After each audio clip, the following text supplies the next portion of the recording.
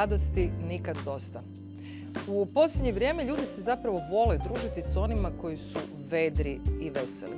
Lakše se povezujemo s ljudima koji manje kukaju i dramatiziraju. Kakva ste vi osoba?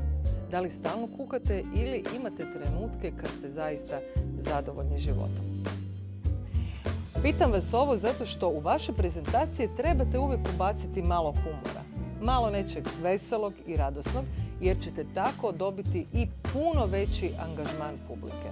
A za to je odlična stvar promatrati stand-up komičare. Stand-up komičari imaju jednostavno pravilo koje se sastoji od 3 alata. Prvo je da uključuju publiku. Uključite publiku pitanjima, komentarima, anegdotama. Drugo je da uvijek svoj neki dio i sadržaj povezuju s onim što je glavna tema. Prema tome, razmislite dobro o tome što je tema prezentacije i onda sukladno tome nađite svoju priču. I na kraju vrlo često koriste i vizuale. Pa zašto vi ne bi sa nekim vizualima iz Alan Forda jednostavno podebljali ili naglasili ono što je smiješno u vašem sadržaju? I sve ovo uz naravno jednu ogradu.